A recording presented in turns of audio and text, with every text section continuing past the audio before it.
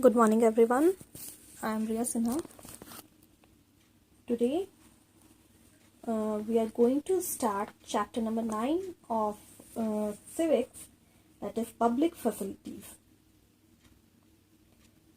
In this chapter, we will come to know about different types of public facilities, who used to provide us that facilities, who is responsible for it, and what kind of facilities we have given by the government.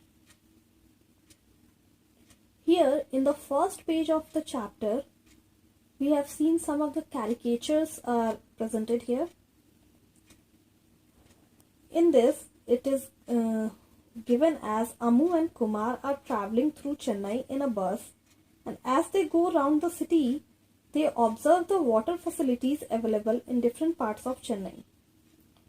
Here, first Anna Nagar is given, in which Ram Gopal, it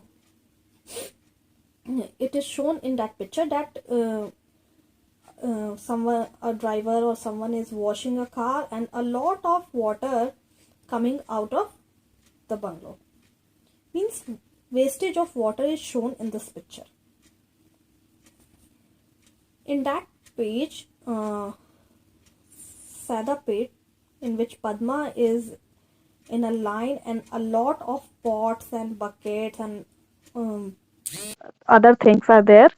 So in the Sadapet, it is shown that people are obviously facing scarcity of water there, because a lot of drums, pots and buckets are seen in a line in the picture. So in one picture it is shown that people are wasting water there, and in the second picture people facing scarcity of water. Third picture is given of Madipakam, in which it is shown that Shiva is having sufficient water. He is storing water for everything. So for his livelihood, he is having water in a well-to-do way, so that he can live their life properly. So in the fourth picture it is shown, it is of Melapur, in which Subramanyam is there, who is also facing a scarcity of water. Water tank is shown there. Water tank is there for everyone, which is providing water in that locality.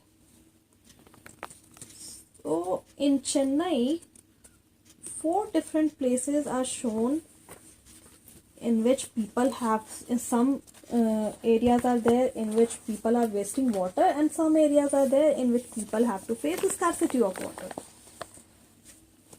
So in this chapter we will learn about it first. Here first topic is given, water and the people of Chennai. Senior government official like Mr. Ram Gopal live in Anna Nagar, Chennai. This area looks lush and green with lawns maintained by generous spring of water. Bungalows here have tap water for major part of the day. On days when the water supply is inadequate, Mr. Ram Gopal speaks to a senior official whom he knows in the municipal water board, and a water tanker is easily arranged for his house. In Anna Nagar, which we have seen in picture, that is a posh area which where only officials and high grade aristocrat persons used to live there. So bungalows have tap water for major part of the day, and if someday if they used to face inadequate water supply, then they used to speak senior official whom they know in the municipal water board, and they used to provide them water tanker so that their water problems or inadequacy will come to end soon.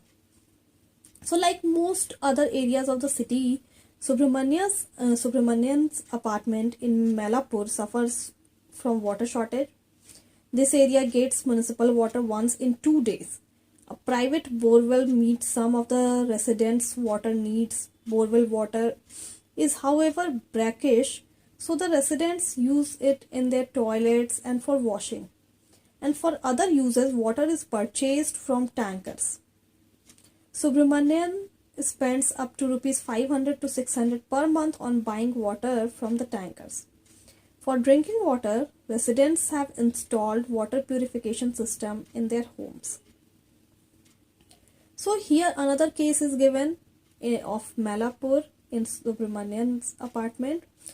They used to suffer from water shortage. This area gets municipal water once in 2 days. And the water they used to get from the borewell is brackish, so they use it in their toilets and for washing purpose only. For drinking purpose or for cooking, they have to spend up to rupees 500 to 600 per month on buying water. Shiva lives on rent on the first floor of a house in Madhipakkam and gets water once in 4 days. So shortage of water is one major reason why Shiva can't bring his family to Chennai, and for drinking, Shiva buys bottled water. Another case is given of Madhipakkam, where they used to get water once in 4 days. So obviously shortage of water is one major reason, and they have to buys bottled water for drinking purpose. Padma works as a domestic help in Saidapet and lives in the nearby slum. She pays a rent of rupees 650 for the hutment, which has neither a bathroom nor a tap connection. For 30 such hutments, there is a common tap at one corner in which water comes from a borewell for 20 minutes twice daily. Only for 20 minutes twice daily, and 30 such families are there. A family gets to fill a maximum of 3 buckets within this time. And the same water is used for washing and drinking. In summer, the flow becomes a trickle, obviously, so that one family gets water only at the cost of another. People have to wait long hours for water tankers.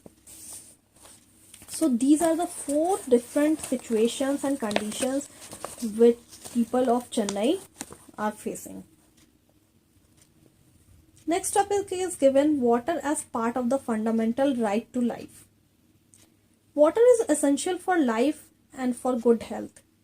Not only is it necessary for us to be able to meet our daily needs, but safe drinking water can prevent many water-related diseases. India has one of the largest number of cases of diseases such as diarrhea, dysentery, cholera, and over 1,600 Indians, most of them children below the age of 5, reportedly die every day because of water-related diseases. These deaths can be prevented if people have access to safe drinking water. So, the Constitution of India recognizes the right to water as being a part of right to life under Article 21.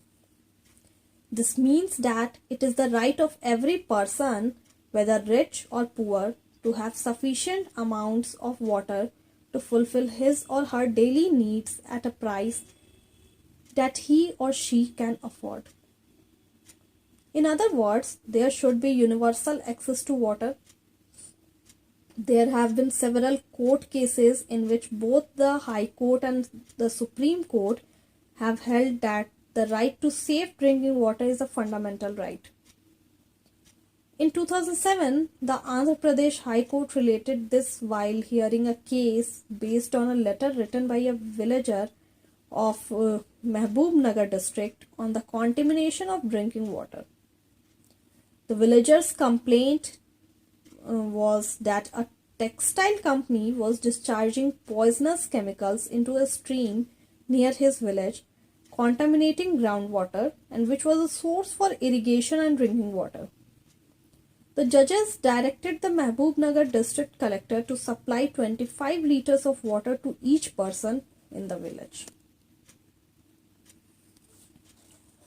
Okay, so next topic is public facilities. Like water, there are other essential facilities that need to be provided for everyone, and last year we have read about two such facilities, that is healthcare and sanitation. Yeah.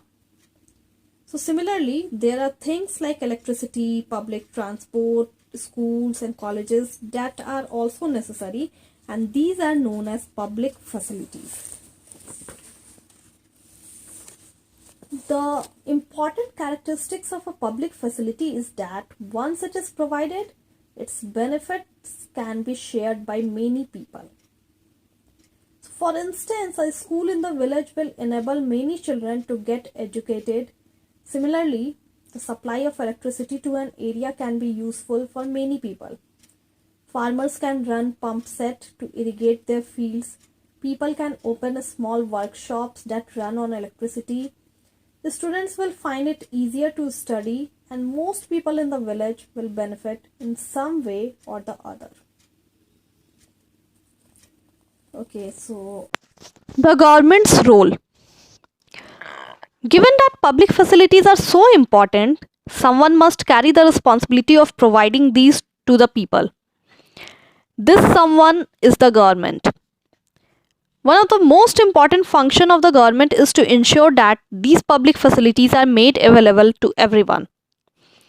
Now, in this topic, we will try to understand why the government and only the government must bear this responsibility. We have seen that private companies operate for profit in the market. We read about this in the previous chapter in your class 7 book. So in most of the public facilities, there is no profit to be had. For example, what profit can accrue to a company for keeping the drains clean or running an anti-malaria campaign? A private company will probably not be interested in undertaking such work. But for other public facilities such as schools and hospitals, private companies may well be interested. We have many of these, particularly in large cities. Similarly, if you are living in a city, you will have seen private companies supplying water through tankers or supplying drinking water in sealed bottles. So in such cases, private companies provide public facilities but at a price that only some people can afford. Hence, this facility is not available to all at an affordable rate. If we go by the rule that people will get as much as they can pay for them, then many people who cannot afford to pay for such facilities will be deprived of the opportunity to live a decent life.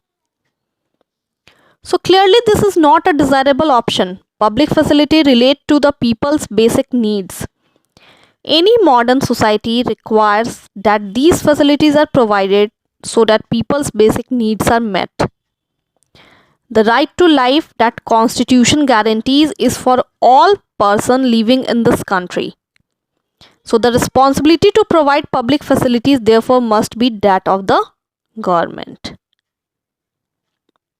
Now, where does the government get money for the public facilities? Every year we must have heard the government budget being presented in the parliament. So this is an account of the expenses that government has made on its programs in the past year and how much it plans to spend in the coming year. So in the budget, the government also announces the various ways in which it plans to meet these expenses. The main source of revenue for the government is the taxes collected from the people, and the government is empowered to collect these taxes and use them for such programs. For instance, to supply water, the government has to incur cost in pumping water, carrying it over long distances, laying down pipes for distribution, treating the water for impurities, and finally collecting and treating wastewater. It meets these expenses partly from the various taxes that it collects and partly by charging a price for water. This price is set so that most people can afford a certain minimum amount of water for daily use. Okay, hope you all understood the cover topics well. Read it properly and try to understand it. If you have any query, then you all can ask to me. Thank you and have a nice day.